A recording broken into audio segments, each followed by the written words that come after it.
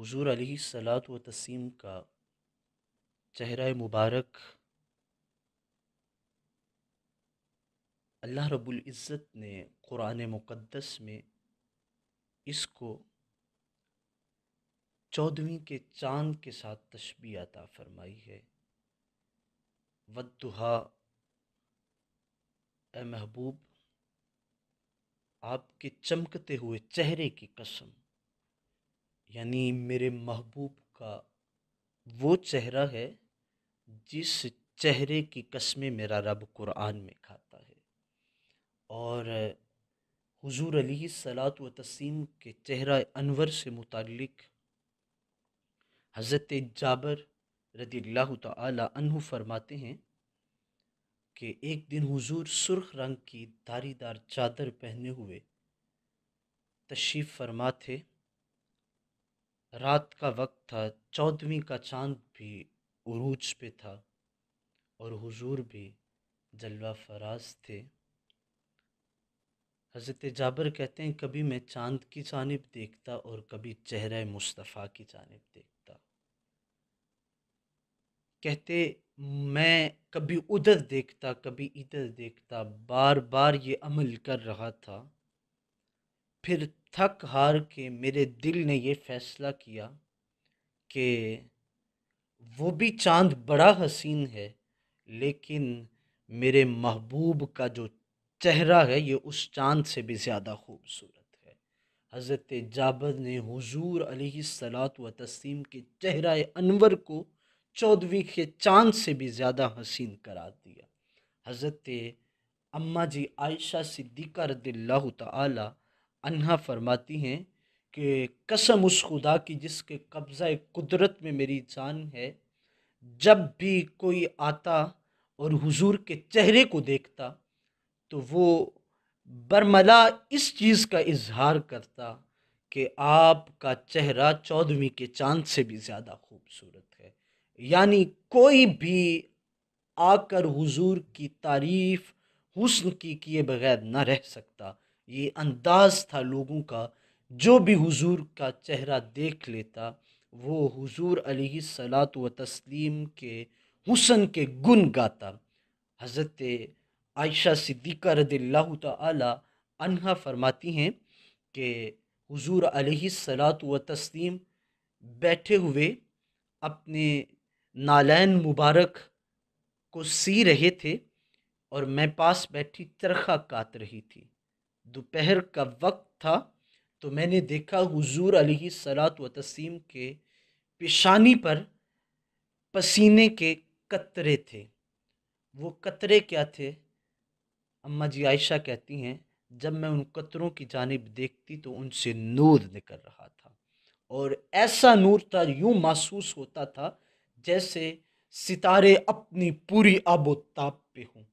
کہا میں نے چرخہ کاٹنا روک دیا اور حضور کے چہرے کی جانب دیکھنے لگی۔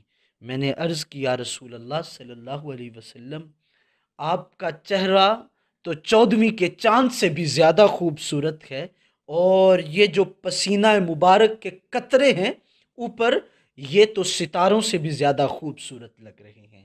یعنی حضور علیہ الصلاۃ و تسلیم کے چہرہ انور کو سیدہ عائشہ صدیقہ بھی 14ویں کے چاند کے ساتھ تشبیہ دیتی ہیں۔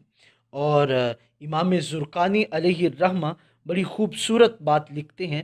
آپ فرماتے ہیں کہ حضرت عبداللہ بن رواحہ کا قول ہے کہ اگر حضور علیہ الصلاۃ و تسلیم معجزات نہ بھی صادر ہوتے حضور سے، اور حضور علیہ الصلاۃ و تسلیم لوگوں کے سامنے معجزات بھی نہ رکھتے، تو حضور کا چہرہ ہی اتنا حسین تھا کہ کسی اور معجزے کی ضرورت نہیں تھی۔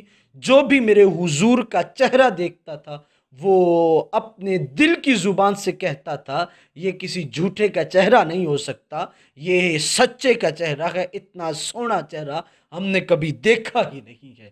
حضرت ابو قرصافہ رضی اللہ تعالی عنہ کہتے ہیں میں، میری والدہ اور خالہ حضور علیہ الصلاۃ و تسلیم کے دربار میں گئے، تو جب حضور کی بارگاہ میں گئے، حضور کے ہاتھ پہ بیعت کر لی، بیعت کر کے ہم واپس لوٹے تو حالانکہ عورتوں کی عادت ہوتی ہے جب جائیں کہیں سے ہو کے تو پھر اس بندے کی ذات سے متعلق تبصرہ کرتی ہیں، کہتی ہیں کہ وہ اس طرح کا تھا، اس طرح کا تھا۔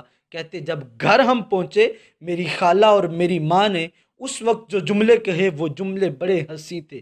وہ کہنے لگے قسم خدا کی ہم نے آج تک اتنا سونے چہرے والا دیکھا ہی نہیں ہے، جس کا انداز تکلم ایسا تھا کہ جب وہ کلام کرتا تھا تو اس کے منہ سے نور نکلتا تھا، اور اس کے ہر لفظ میں اتنی مٹھاس تھی کہ ہمارے کانوں کے اندر رس گھولتی جاتی تھی۔ اور جب وہ کسی کی جانب اشارہ کرتا، اشارہ کیا تھا، وہ تو نور ہی نور پھیلتا چلا جاتا تھا۔ یعنی یہ انداز حضرت ابو قرصافہ کہتے ہیں میری ماں اور میری خالہ نے میرے سامنے رکھا۔ حضرت یوسف علی نبینا علیہ الصلاۃ والتسلیم کو جو اللہ رب العزت نے حسن عطا فرمایا تھا، امام ابو نعیم خصائص الکبریٰ کے اندر لکھتے ہیں کہ جو حضرت یوسف علیہ السلام کو اللہ نے حسن دیا تھا تو وہ تو اللہ کے حسن کا ایک جزو تھا، لیکن جو میرے محبوب کو حسن دیا تھا وہ اللہ نے حسن کل عطا فرما دیا تھا۔ اتنا حسین چہرہ تھا کہ جب بھی کوئی دیکھ لیتا تو وہ اپنی زبان سے برملا اس چیز کا اظہار کرتا تھا۔ اتنا حسین ہم نے اپنی زندگیوں میں کوئی نہیں دیکھا۔ حضرت برہ بن عازب کہتے ہیں، بخاری و مسلم کی روایت ہے کہ ہم نے حضور علیہ الصلاۃ والتسلیم جتنا نہ تو کوئی صورت میں ہنسی دیکھا اور نہ سیرت میں ہنسی دیکھا۔ آپ کی صورت اتنی کمال کی تھی کہ جب بھی کوئی دیکھتا تو اس کو حقیقت میں یہ کہنا پڑتا تھا اتنا سونے چہرے والا ہم نے کوئی دیکھا ہی نہیں ہے۔ اور جو حضور کی سیرت دیکھ لیتا وہ حضور کی سیرت کا ایسا گرویدہ ہو جاتا کہ وہ حضور کے قرب میں بیٹھنا اپنی دنیا و ما فیہا کی تمام دولتوں سے بہتر سمجھتا اور ان لمحات کو زندگی کے حسین لمحات گردانتا۔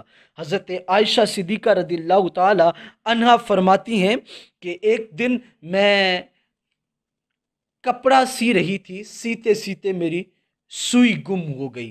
خصائص الکبریٰ میں علامہ جلال الدین السیوطی علیہ رحمہ اس روایت کو نقل کرتے ہیں، کہتے کہ میری سوئی گم ہو گئی، میں ڈھونڈتی رہی وہ مجھے ملی نہ، یہاں تک کہ حضور علیہ الصلاۃ والتسلیم تشریف لائے اور میرے حجرہ انور کے اندر داخل ہوئے۔ جب حضور آئے تو وہ ایسا حضور علیہ الصلاۃ والتسلیم کے چہرہ انور کا نور تھا کہ جو سوئی میں ڈھونڈتی رہی نہ مل رہی تھی، حضور کے اندر داخل ہونے کی دیر تھی، وہ گم ہوئی سوئی مجھے مل گئی۔ اور پھر میں نے کہا قسم خدا کی یا رسول اللہ صلی اللہ علیہ وسلم، آپ کا چہرہ تو 14ویں کے چاند سے بھی زیادہ چمکتا ہے۔ میرے حضور علیہ الصلاۃ والتسلیم کے متعلق فرماتے ہیں علامہ جلال الدین السیوطی علیہ رحمہ خصائص الکبریٰ میں، میرے حضور جس جانب جاتے تھے اس جانب نور ہی نور ہوتا۔ رات کے وقت حضور مسجد نبوی میں تشریف فرما ہوتے تو جب دیا نہ ہوتا حضور تشریف لے آتے تو ہمیں دیوں کی ضرورت ہی نہ پڑتی، حضور کے چہرے کا نور ہی اتنا ہوتا کہ پوری مسجد نبوی جگمگانے لگا کرتی تھی۔ یہ انداز زندگی حضور کا تھا کہ حضور کی سیرت بھی بے مثال، حضور کی صورت بھی بے مثال، اور حضور علیہ الصلاۃ والتسلیم کا چہرہ انور جو حضور کا دیکھ لیتا تھا، کافر بھی، بڑے بڑے یہودیوں کے علماء آئے اور حضور کو دیکھ کے کہنے لگے ہم آئے تو تھے آپ سے مناظرہ کرنے کے لیے اور آپ کے دین کے متعلق سوالات کرنے کے لیے، لیکن ہم نے آپ کا چہرہ دیکھا ہے تو ہم نے سارے سوال چھوڑ دیے ہیں، بس اب تو ایک ہی سوال کرتے ہیں کہ اپنے چہرے کا دیدار ہمیں ہمیشہ عطا کرتے رہیں، ہم آپ کی غلامی میں آ گئے ہیں۔ یعنی حضور کے چہرے کو جو دیکھتا وہ حضور کا غلام ہو جاتا اور حضور علیہ الصلاۃ والتسلیم کی بارگاہ میں بیٹھ جاتا اور حضور کے قدموں میں بیٹھ کے حضور کی نوکری کرنے لگتا۔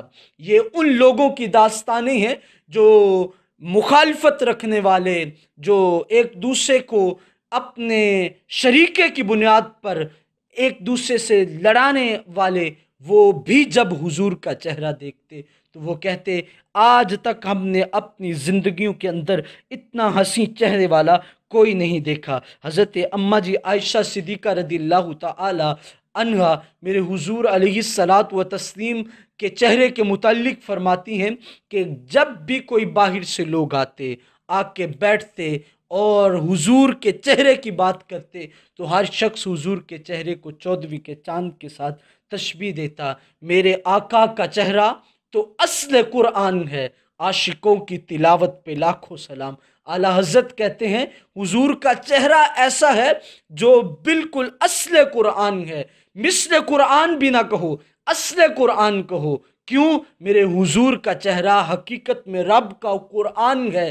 کیوں کہ میرے حضور کے چہرے کے متعلق میرے رب نے قرآن میں قسمیں کھائی ہیں، وَالضُّحَا، قسم محبوب آپ کے چمکتے ہوئے چہرے کی۔ میرے حضور کے چہرے کا انداز یہ تھا کہ حضور علیہ الصلاۃ و تسلیم جب باہر نکلتے تو سیاہ پہاڑوں کی جانب آپ رخ فرماتے تو سیاہ پہاڑ جو ہوتے وہ بھی روشن ہو جایا کرتے تھے اور ان پہ ایسی نورانیت چھا جاتی کہ ان پہاڑوں کے اوپر جتنی سیاہی تھی وہ ختم ہو جاتی اور سیاہی مائل پہاڑ دور سے نور کے پہاڑ لگنے لگتے۔ تو یہ انداز تھا میرے حضور علیہ الصلاۃ و تسلیم کے چہرہ انور کا۔ جس نے بھی حضور کا چہرہ دیکھا وہ حضور کا ہو گیا۔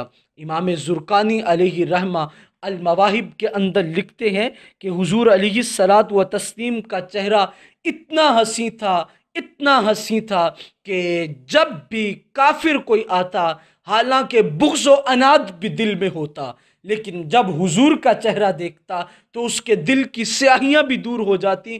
چہرے کو دیکھ کے وہ کہتا ضرور تھا قسم خدا کی واللہ ہم نے آج تک اتنا حسین چہرے والا کوئی نوجوان نہیں دیکھا۔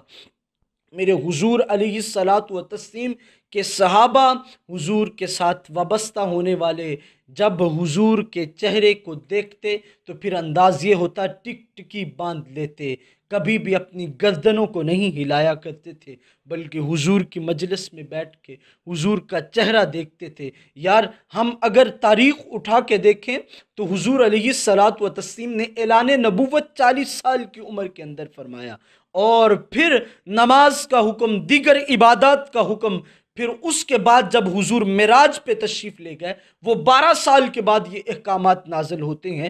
تو اس سے قبل صحابہ کرتے کیا تھے؟ اس سے قبل صحابہ کرتے یہ تھے گھروں سے نکل آتے، حضور کی مجلس میں بیٹھ جاتے اور بیٹھ کے بس کام ایک ہی ہوتا تھا، سامنے چہرہ مصطفیٰ ہوتا تھا اور صحابہ کی آنکھیں ہوتی تھی اور حضور کا چہرہ تکتے رہتے تھے، صبح سے شام تک حضور کے چہرے کے دیدار میں وقت گزار دیتے تھے۔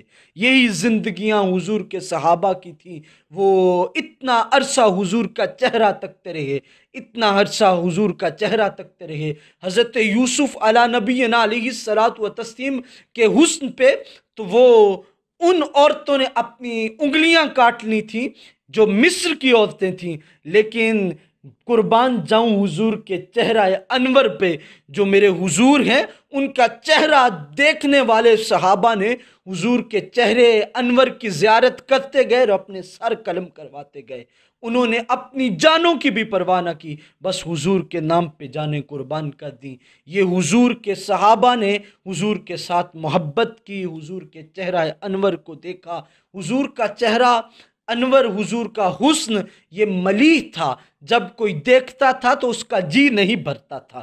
اس سے قبل حضرت یوسف کو جو حسن دیا تھا وہ میٹھا حسن تھا، لیکن حضور کا جو حسن تھا وہ ملیح حسن تھا۔ جو بھی دیکھتا حضور کا چہرہ پھر وہ حضور کا ہو جاتا، اور پھر حضور کے چہرے کو دیکھنے والے کا کبھی جی بھرتا نہیں تھا۔ اس کی کوشش یہی ہوتی تھی بس حضور کا چہرہ دیکھتا رہوں، دیکھتا رہوں، دیکھتا رہوں۔ آج بھی حضور کا چہرہ ہمیں نظر آ سکتا ہے اگر ہم دل میں حضور کی سچی محبت کو ڈال لیں، اس دل میں سے دوسرے چہروں کو نکال کے بس تصور جانا حضور کے چہرے کا تصور اپنے دل میں رکھ کے رات سوتے وقت درود پڑھتے پڑھتے سو جائیں۔ دیکھیے گا جس سوہنے چہرے والے پہ درود پڑھتے ہیں ایک نہ ایک دن وہ اپنا محبوب پیارا چہرہ ہمیں ضرور دکھلائیں گے۔ آج سے یہ ایک زندگی کا وتیرہ بھی بنا لیں کہ رات کو سوئیں حضور کا چہرہ انور تصور میں لے کے، حسین چہرے کا تصور لے کے حضور پہ درود پڑھتے رہیں۔ دیکھیے گا درود آپ حضور پہ پڑھیں گے، میرے حضور خود آپ کو اپنا دیدار کروائیں گے۔ اس لیے حضور کے ساتھ محبت، حضور کے حسن کے شیدا بن جائیں، باقی تمام حسن ختم ہونے والے ہیں، بس میرے حضور کا حسن ہمیشہ رہنے والا ہے۔ آؤ پھر اس حسن سے وابستہ ہو جائیں جو حسن دنیا میں بھی بندے کی زندگی سنوارے گا اور کل قیامت کے دن بخشش کا سبب بنے گا۔ دعا ہے اللہ مجھے اور آپ کو دنیا داروں کے حسن سے اپنے آپ کو دور رکھ کے حضور کے ساتھ وابستگی نصیب فرمائے، حضور کے حسن کے دیدار کیا مشتاق بنائے، اور ہمہ وقت ہم اسی ٹو میں رہیں کب حضور کا دیدار ہو جائے۔ تو یقین مانیں اگر اس نیت کے ساتھ حضور سے وابستہ ہوں گے تو حضور بڑے لجپال ہیں، کبھی بھی کسی کو خالی نہیں لوٹاتے، حضور کی چوکھٹ سے کوئی خالی نہیں لوٹا، ہمارے دامن بھی بھر جائیں گے۔ دعا ہے اللہ سے اللہ ہمیں حضور کی محبت نصیب فرمائے اور حضور کے نام پہ مر مٹنے والا بنائے۔ وما علیہ الا البلاغ المبین۔